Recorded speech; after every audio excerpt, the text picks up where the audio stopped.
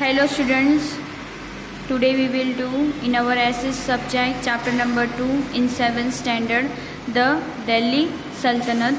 Delhi was been center of Indian politics since ancient times. It means इसके अंदर ये बताएगी कि वहाँ के जो ट्रेडर्स वगैरह जो थे उन्होंने हमारा ये जो दिल्ली था वही क्यों चूज़ किया था, वहीं पे उन्होंने कैसे किस तरह से यहाँ इस जगह पे आके उन्होंने राज स्टार्ट किया था, कौन से राजों ने यहाँ पे रूल्स एंड रेगुलेशन चेंज किए थे, तो वो सब इसके अंदर बताया गया है। तो आज हम इस चैप्टर के बारे में देखते हैं कि इनमें किस तरह से बदलाव इन्होंने लाया था, किसने यहाँ इस जगह पे अपना राजपूत चलाया था, तो वो चीज़ हम इसके अंदर पढ़ते हैं। Delhi was become a centre of Indian politics since Asian times से यहाँ पर इंडियन पॉलिटिक्स चलता रहा है।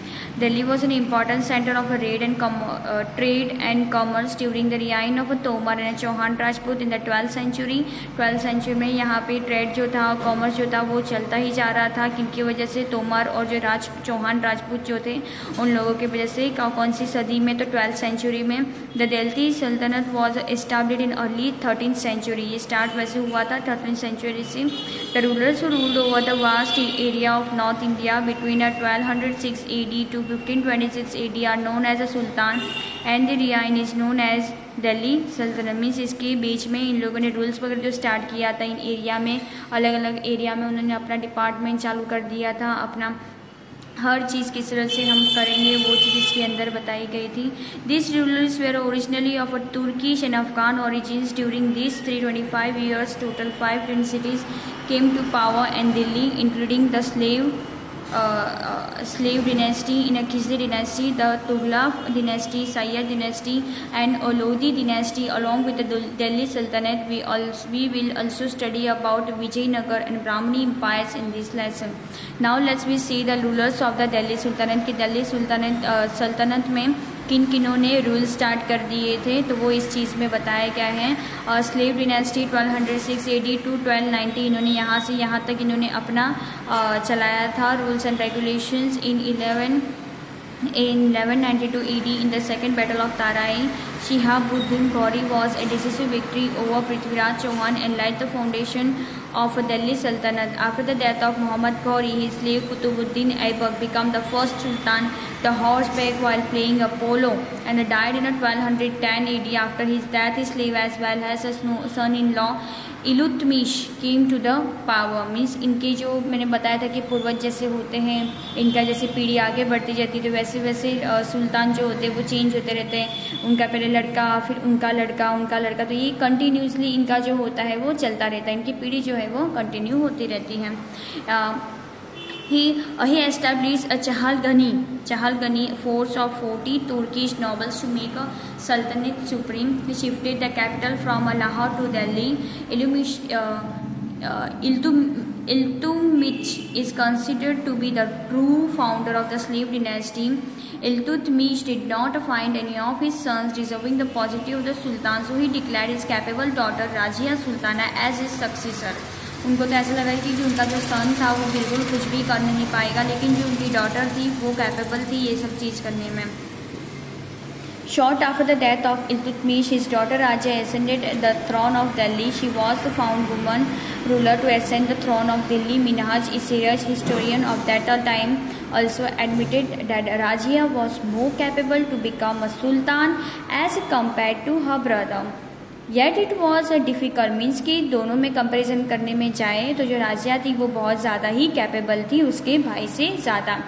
Recognition as a women rulers, उसने वुमेन रूलर्स जो था वो स्टार्ट कर दिया था। Even the courtiers they are not willing accept as an independent ruler.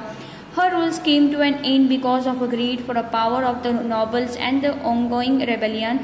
The state was in turmoil for 6 years after her death. The nobles enthroned Iltutmish Nasiruddin on the throne of Delhi. He ruled for 21 years. After his death, Ghisyauddin Balbans came to the throne. He destroyed the Chalgani forts and overthrew the grip of nobles from the regime, strengthening the king's positions. Balban was a patron of the literature and the art. After his reign of 22 years, within a short time, the Khizri the Khilji dynasty was established in Delhi sultanate. जब इनका 22 साल पूरा हो गया, ठीक है, और जब उनका हर चीज़ जो थी वो ख़त्म हो गई, तो उसके बाद दिल्ली सल्तनत में खिलजी डायनेस्टी ने अपना रूल स्टार्ट कर दिया था। तो वो चीज़ इसके अंदर बताया गया है। फिर उसके बाद तुगलक डिनेस्टी ने स्टार्ट किया था, फिर उसके बाद सैयद डिनेस्टी ने स्टार्ट किया था, और लोधी डिनेस्टी ने भी इनमें स्टार्ट कर दिया था। नाउ स्टेट एडमिनिस्ट्रेशन क्या है? द दिल्ली सल्तनत which was established in the 13th century was unique in the terms of the governance. The Sultan was at the center of Delhi सल्तनत। जो सुल्तान था वो सबसे बीच का था, सेंटर में था दिल्ली सल्तनत का। The power of a sultan was a pyramid at which was also the supreme commander, the supreme head of the executive and the supreme judge. There was a cabinet to help the sultan. Cabinet minister means a CM. Cabinet ministers and the officials were appointed by the sultan himself, and the sultanate system was divided into 3 sections, namely central, provincial and local. ये 3 चीज़ उन्होंने क्या किया था, सल्तनत system में divide कर दिए थे, जिनका जो था सेंट्रल रूल था, प्रोविंशियल रूल्स था, लोकल गवर्नमेंट था। ओके, तो ये चीज़ आप सभी को पढ़ लेना है। The cabinet was the chief after the sultan. सुल्तान के बाद जो कैबिनेट होता है वो एक तरह का क्या है, चीफ कहलाता है उसे। The sultan chief minister was called a वजीर, उसे वजीर कहलाते हैं। Was the head of the administration, जो वहाँ का क्या होता है, एडमिनिस्ट्रेशन होता है। Beside this the Cabinet consisted of an army postal department, religious department, foreign affairs department, intelligence department, etc. Thus more or a modern cabinet like arrangement was seen at that time. Now the provincial rule during the Sultanate, the provision was divided into jagirs, which were called the provisions. His job was to provide army of the Sultan whenever needed to locate the land revenue over in the time of Alauddin Khilji and Muhammad Tughlaq. The central army was given importance, control over Iqtidar was established. Local government, the unit after the provinces were divided into district and talukas called Sikh and Paraganas respectively. The village administration was headed by the Mukhi or a Muqaddam, and the clerk at Patwari helped him.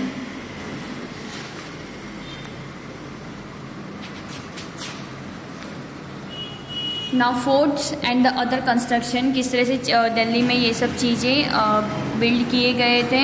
The establishment of the Delhi Sultanate marked the beginning of the constructions of the Indo-Islamic style architecture.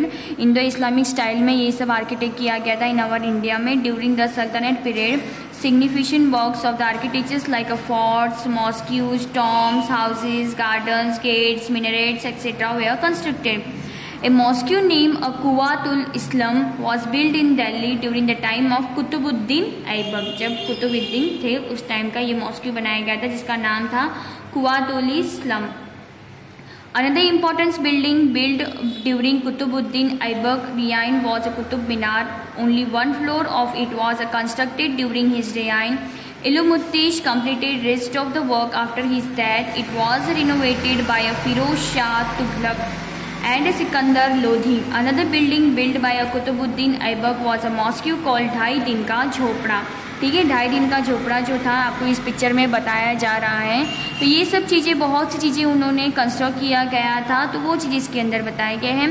फिर है Vijayanagar empire, then आता है ब्राह्मणी kingdoms और end of a Delhi सल्तनत। ये आपको read करना है पूरा चैप्टर। और यहाँ पे ये जो चीज़ बताई गया है, एंड ऑफ दिल्ली सल्तनत रूल, किस तरह से इसका एंड हो गया था। Delhi Sultanate, which was established in 1206 AD by the Qutubuddin Aibak, and after 320 years come to an end in 1526 AD with the end of a rule of Ibrahim Lodi. In the span of around 325 years, the right powerful and sometimes weak Sultan also came to throne the Muslim empire of Delhi. So many ups and downs, and was ultimately destroyed.